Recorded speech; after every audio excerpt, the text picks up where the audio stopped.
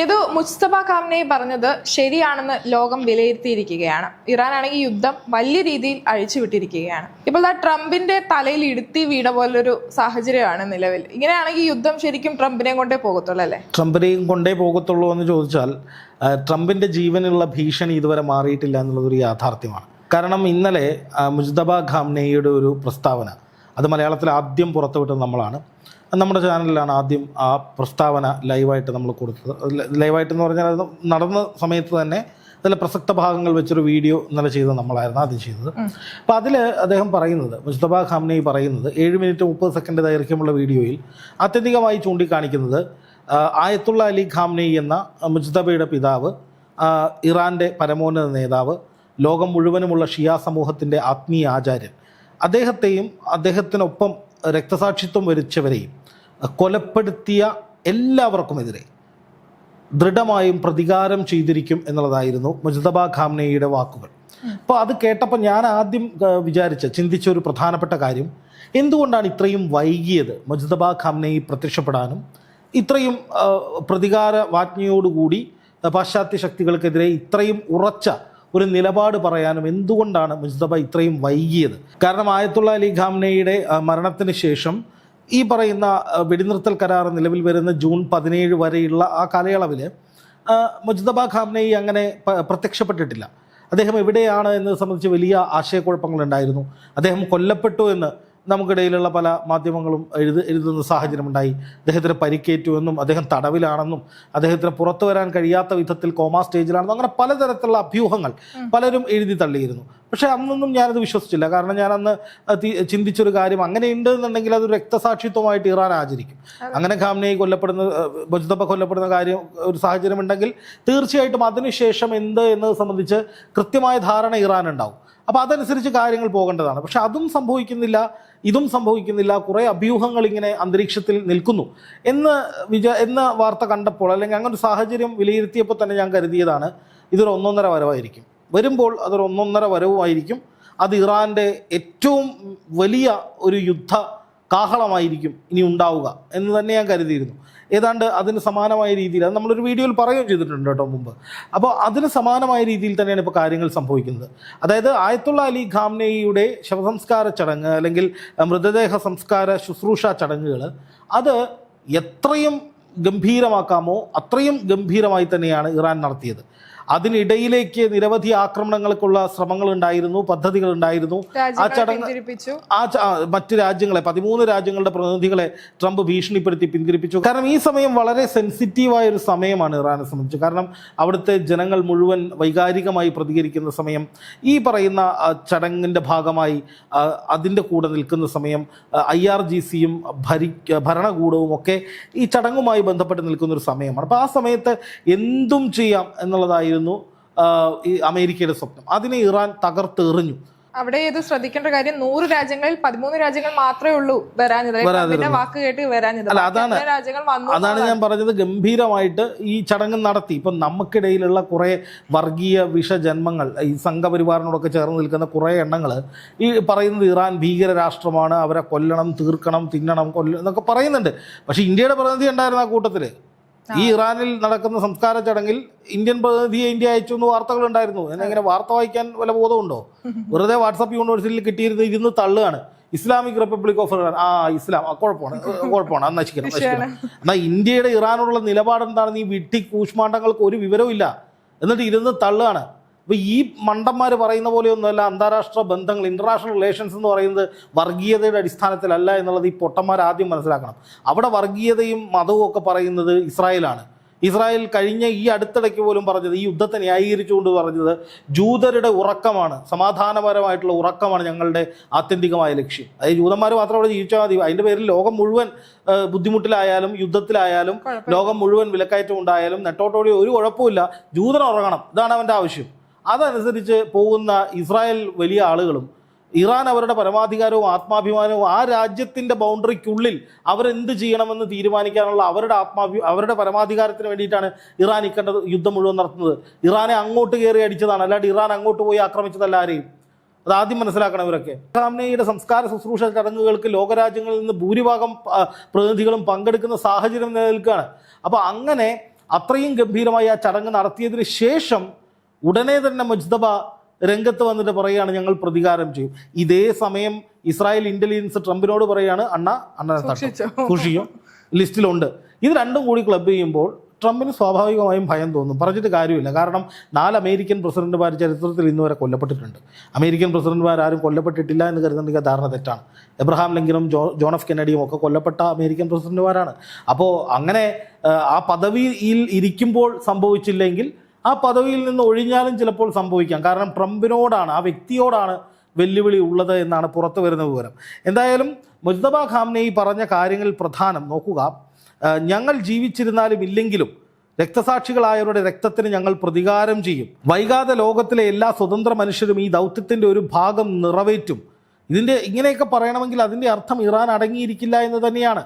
അതായത് ഇറാൻ ഇനി അടങ്ങിയിരിക്കാൻ പോകുന്നില്ല, ഇറാൻ ഏതെങ്കിലും തരത്തിൽ പിന്നോട്ട് പോകാൻ പോകുന്നില്ല, പ്രതികാരം ചെയ്യുമെന്ന മുജ്തബയുടെ ശപഥം എന്ന് പറയുന്നത് അത്ര തീവ്രമാണ്. അത് അമേരിക്ക ഇനിയും കാണാൻ കിടക്കുന്നതേയുള്ളൂ. ഇപ്പം തന്നെ വന്നിരിക്കുന്ന ഏറ്റവും പുതിയൊരു വാർത്ത, ടൈംസ് ഓഫ് ഇന്ത്യ പുറത്തുവിട്ടിരിക്കുന്ന വാർത്തയുടെ മലയാളം തർജ്ജമ ഇങ്ങനെയാണ്: ജോർദാൻ, കുവൈറ്റ്, ബഹ്റൈൻ, ഖത്തർ എന്നിവിടങ്ങളിലെ US സൈനിക കേന്ദ്രങ്ങളിൽ ഇറാൻ തുടർച്ചയായി മിസൈൽ, ഡ്രോൺ ആക്രമണങ്ങൾ നടത്തുന്നുണ്ട്.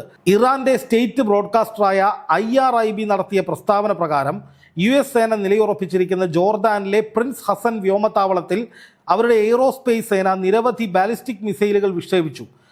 ഒരു കമാൻഡ് ആൻഡ് കൺട്രോൾ സെൻറ്ററും അവിടുത്തെ MQ ഡ്രോണുകൾ സൂക്ഷിച്ചിരുന്ന ഹാങ്ങറുകളും നശിപ്പിച്ചു എന്ന് IRGC അവകാശപ്പെടുകയാണ്. മറ്റൊരു പ്രസ്താവനയിൽ ഖത്തറിലെ US സൈന്യത്തിൻ്റെ അൽ ഉദൈദ് വ്യോമത്താവളത്തിൽ ബാലിസ്റ്റിക് മിസൈലുകൾ പ്രയോഗിച്ചുവെന്നും IRGC പറഞ്ഞു. ഒരു യുദ്ധവിമാന അറ്റകുറ്റപ്പണി കേന്ദ്രവും ബേസിലെ ഒരു കമാൻഡ് ആൻഡ് കൺട്രോൾ സെൻറ്ററും നശിപ്പിച്ചു എന്ന് IRGC അവകാശപ്പെടുകയാണ്. അപ്പോൾ IRGC ഇതിൻ്റെ ചില ചിത്രങ്ങളും മറ്റും പുറത്തുവിട്ടിട്ടുണ്ടെന്നാണ് ടൈംസ് ഓഫ് ഇന്ത്യയുടെ റിപ്പോർട്ട് നോക്കുമ്പോൾ മനസ്സിലാവുന്നത്. എന്ന് വെച്ചാൽ അമേരിക്കയുടെ കമാൻഡ് സെൻറ്ററിലേക്കും വിമാനത്താവളങ്ങളിലേക്കും ഒക്കെ കയറി അടിക്കുകയാണ് ഇറാൻ എന്നുള്ളതാണ്. അപ്പോൾ നമുക്കറിയാം, ഈ യുദ്ധ ചരിത്രം പരിശോധിക്കുമ്പോൾ ഇസ്രായേലും അമേരിക്കയും ഒരിക്കലും അവർക്ക് നേരെ ഉണ്ടായ ആക്രമണങ്ങളുടെ യാഥാർത്ഥ്യം പുറത്തു പറഞ്ഞിട്ടില്ല. ഇപ്പം ഖാംനെയി കൊല്ലപ്പെട്ട വിവരം ഇറാൻ തന്നെയാണ് സ്ഥിരീകരിച്ചത്. ഇതിനു മുമ്പ് പലതവണ പലരും ഖാംനെയി കൊല്ലപ്പെട്ടു എന്നൊക്കെ പറഞ്ഞ് വാർത്ത അടിച്ചിറക്കിയിട്ടുണ്ട്.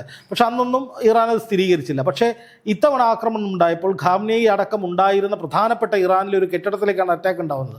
അതിന് പുറകെ ഖാംനെയി കൊല്ലപ്പെട്ടോ എന്ന തരത്തിൽ അന്താരാഷ്ട്ര മാധ്യമങ്ങൾ ഒരു ക്വസ്റ്റ്യൻ റേസ് ചെയ്യുമ്പോൾ തന്നെ ഇറാൻ സ്ഥിരീകരിക്കുന്നു അന്തസ്സായിട്ട് ഖാംനെയി രക്തസാക്ഷിത്വം വരിച്ചു എന്നുള്ളത്.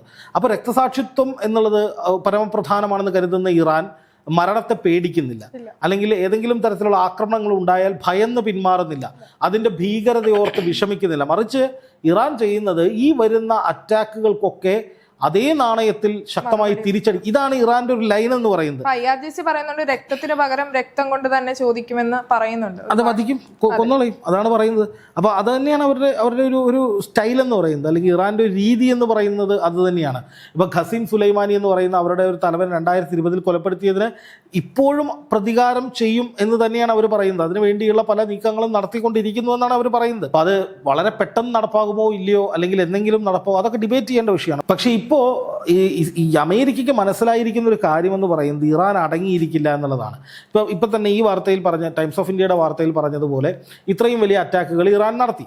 ഇനി വരാൻ പോകുന്നത് ഹോർമുസ് കടലിടുക്കിൽ ഇറാന്റെ താണ്ഡവമായിരിക്കും. അതായത് ഏതെങ്കിലും തരത്തിൽ ഇറാന്റെ കണ്ണ് വെട്ടിച്ച് ഹോർമുസ് കടലിടുക്കിലൂടെ ഏതെങ്കിലും ഭാഗത്തൂടെ റഡാറുകൾ ഓഫ് ചെയ്തിട്ടായാലും കപ്പലുകൾ പോയാൽ ഇറാൻ അടിക്കുമെന്നതിൻ്റെ തെളിവായിരുന്നു അമേരിക്കൻ കപ്പലിലും സൈപ്രസിന്റെ കൊടി വെച്ച് പോയ കപ്പലിന് നേരെ നടത്തിയ ആക്രമണം. ഇപ്പൊ ഇന്ത്യയുടെ കപ്പലിന് നേരെയും ആക്രമണം നടന്നു എന്ന് പറയുന്നുണ്ട്. അപലപനീയമായ കാര്യമാണ്. കാരണം ഇന്ത്യയുമായി അടുത്ത സൗഹൃദം ഉണ്ടായിട്ടും ഇറാൻ അത് ചെയ്യുന്നു എന്ന് പറയുമ്പോൾ അത് അവരുടെ, ഒരുപക്ഷെ ഇന്ത്യയുടെ കപ്പലാണെന്ന് അറിഞ്ഞിട്ടുണ്ടാകില്ല, അല്ലെങ്കിൽ റാൻഡം അറ്റാക്ക് ഉണ്ടായപ്പോൾ നടത്തിയതായിരിക്കാം. ഇനിയല്ല, ഏത് രാജ്യമായാലും ഞങ്ങൾ അടിക്കും എന്നുള്ള സൂചന നൽകുന്നതായിരിക്കാം. എന്തായാലും ഇന്ത്യ, നമ്മുടെ വിദേശകാര്യ മന്ത്രാലയം അടക്കം പറയുന്നത് ഈ പ്രശ്നം എത്രയും വേഗം പരിഹരിക്കണമെന്നാണ്.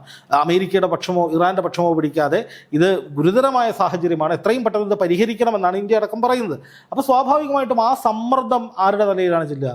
അത് ട്രംപിൻ്റെ തലയിലാണ്.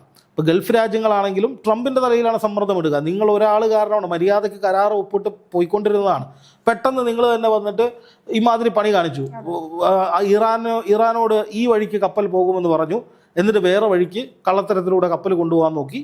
അപ്പോൾ സ്വാഭാവികമായിട്ട് ഇറാൻ അടിച്ചു, നിങ്ങൾ കരാർ കീറി എറിഞ്ഞു, ഇനി പരിഹാരം കണ്ടു എന്ന് പറഞ്ഞാൽ ട്രംപ് ട്രംപിനെ കൊണ്ട് എന്ത് ചെയ്യാൻ പറ്റും? കാരണം ഇപ്പോൾ ട്രംപ് ഈ കരാറ് കീറി എറിഞ്ഞു എന്നൊക്കെ പറയുമ്പോഴും ഈ ട്രംപിന് ഒരു ചർച്ച നടത്തിയാൽ കൊള്ളാമെന്നുണ്ട്. ഇന്നലെ ട്രംപ് വീണ്ടും പറഞ്ഞു ഇറാൻ ഞങ്ങളുമായി ചർച്ചയ്ക്ക് വന്നിട്ടുണ്ട് എന്ന് പറഞ്ഞു. പക്ഷേ ജീവനോടുള്ള ഭയം കൊണ്ടായിരിക്കാം, ചിലപ്പോൾ അതായിരിക്കാം. എന്തായാലും ഇറാൻ അപ്പം തന്നെ പറഞ്ഞു ഒരു രക്ഷയില്ല, ഞങ്ങൾക്ക് ഇനി ചർച്ചയൊന്നും വേണ്ട, ഞങ്ങൾ ചർച്ചയ്ക്കില്ല എന്ന് പറഞ്ഞ് ഇറാൻ ആക്രമണം തുടരുകയാണ്. ഇപ്പോൾ നോക്കുക, 1979 ഇസ്ലാമിക വിപ്ലവത്തിന് ശേഷമാണ് ഇറാനിൽ ഒരു കടുത്ത ഭാഷയിൽ പാശ്ചാത്യ വിരോധം അല്ലെങ്കിൽ അമേരിക്കൻ സാമ്രാജ്യത്വ വിരോധമൊക്കെ വെച്ച് പുലർത്തുന്ന ഈ പറയുന്ന ഇസ്ലാമിക് ഭരണകൂടം വരുന്നത് 1979 ഇസ്ലാമിക് റവല്യൂഷന് ശേഷം.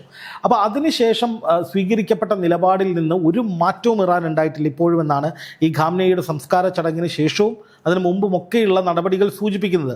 ഈ ഖാംനെയുടെ സംസ്കാര ചടങ്ങിലേക്ക് ഏതാണ്ട് 2 കോടിയിലധികം ആളുകൾ എത്തും എന്നായിരുന്നു ഇറാൻ കരുതിയത് അല്ലെങ്കിൽ പ്രതീക്ഷിച്ചത്. 9 കോടിയോളം ജനസംഖ്യയുള്ള രാജ്യത്തിൻ്റെ ഏതാണ്ട് പ്രധാനപ്പെട്ട ഒരു ഭാഗം 2 കോടിയോളം ജനങ്ങൾ എത്തിയെന്ന് തന്നെ കരുതുക. അപ്പോൾ അത്രയും ആളുകൾ വന്നിട്ട്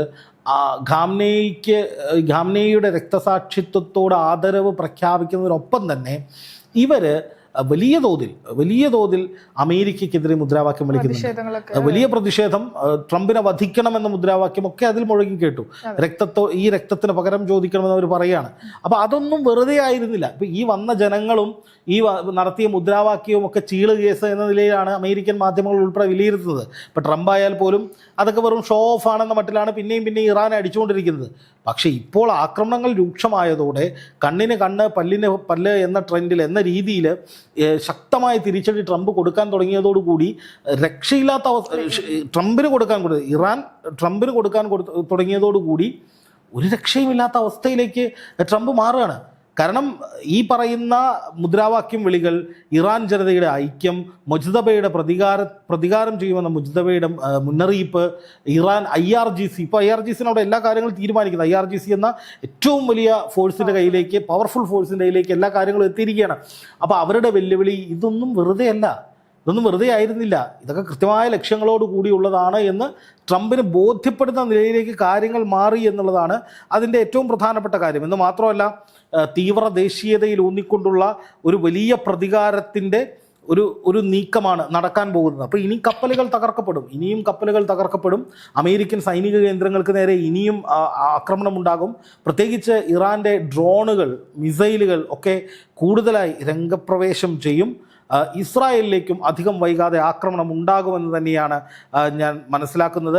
ഗൾഫ് രാജ്യങ്ങളൊക്കെ ഇപ്പോൾ നിരോധനം ഏർപ്പെടുത്തി, കടലിലേക്ക് കപ്പലുകൾ ഇറക്കരുത്. ഇനി എയർ സ്പേസിന് നിയന്ത്രണം, വിമാനഗതാഗതം, വ്യോമഗതാഗതം നിർത്താനുള്ള സാധ്യതയുണ്ട്. എന്ന് മാത്രമല്ല, ഇപ്പോൾ ഇറാനെ സംബന്ധിച്ച് ശക്തമായിട്ടൊരു ആക്രമണം നടത്തുക എന്ന് പറയുന്നതിനെ സംബന്ധിച്ച് ഇനി ഒരു വിട്ടുവീഴ്ചയില്ല, അല്ലെങ്കിൽ ഒരു പുനർവിചിന്തനം നടത്തേണ്ട ആവശ്യമില്ല. ഏതെങ്കിലും തരത്തിൽ ആരെങ്കിലും ഭയക്കുകയോ ആരോടെങ്കിലും ചോദിക്കുകയോ ചെയ്യേണ്ട കാര്യമില്ല. ഇറാന് മുന്നിൽ ഇനി ഒന്നും നടക്കാനില്ല. കാരണം ആയത്തുള്ള അലി ഖാംനെയുടെ സംസ്കാരം നടക്കുക എന്നുള്ളതായിരുന്നു പ്രധാനം. അതുവരെയും മുജ്തബയ്ക്കൊന്നും സംഭവിക്കാതിരിക്കുക, സുപ്രീം ലീഡറെ സംരക്ഷിച്ചു നിർത്തുക എന്നുള്ളതായിരുന്നു ഇറാൻ്റെ ഏറ്റവും പ്രധാനപ്പെട്ട ആവശ്യം. അതുകൊണ്ട് തന്നെയാണ് അവരൊന്നും മയപ്പെട്ടത്. പക്ഷേ ഇപ്പോൾ എല്ലാ ക്ഷമയുടെ നെല്ലിപ്പലകയും കണ്ടിരിക്കുന്നു, അല്ലെങ്കിൽ എല്ലാ അതിരുകളും ഭേദിച്ചിരിക്കുന്നു. അമേരിക്കയും ഒരു തരത്തിലുള്ള മര്യാദയും കാണിക്കാതെ ഒരു പരമോന്നത നേതാവിൻ്റെ മൃതദേഹം സംസ്കരിക്കുന്ന ഒരു ചടങ്ങ് അത് നടന്നുകൊണ്ടിരിക്കുകയാണ്. ലോകരാജ്യങ്ങളുടെ പ്രതിനിധികൾ പങ്കെടുക്കുകയാണ്. അപ്പോഴെങ്കിലും ഇറാനെ ഒന്ന് ആക്രമിക്കാതിരിക്കണ്ടേ? അതുപോലും ചെയ്യാതെ, ഒരു മര്യാദയുമില്ലാതെ ആ ഘട്ടത്തിൽ പോലും ഇറാനെ ആക്രമിച്ച് തകർക്കുക എന്ന ലക്ഷ്യത്തോടു കൂടി നീങ്ങിയായിരുന്നു അമേരിക്ക. അതുകൊണ്ട് തന്നെ ഇതിനെല്ലാം പകരം ചോദിക്കാനും ഈ കടിച്ചു പിടിച്ച് നിന്നതിനൊക്കെ പ്രതികാരം ചെയ്യാനും ഒക്കെയുള്ള സമയമാണ്. അതുകൊണ്ട് തന്നെ ഇറാൻ പറയുന്നതൊന്നും വെറുതെയല്ല, മുജ്തബയുടെ വാക്കുകൾ വെറുതെയല്ല, ഖാംനെയുടെ സംസ്കാര ചടങ്ങിൽ കണ്ട വൈകാരികത വെറുതെയല്ല എന്നുള്ളത് ട്രംപിന് വ്യക്തമായി മനസ്സിലായി. എല്ലാം യാഥാർത്ഥ്യമാണ്. അതിൻ്റെ കയ്പുനീര് അധികം വൈകാതെ ട്രംപ് കുടിക്കുക തന്നെ ചെയ്യുമെന്നാണ് ഞാൻ മനസ്സിലാക്കുന്നത്.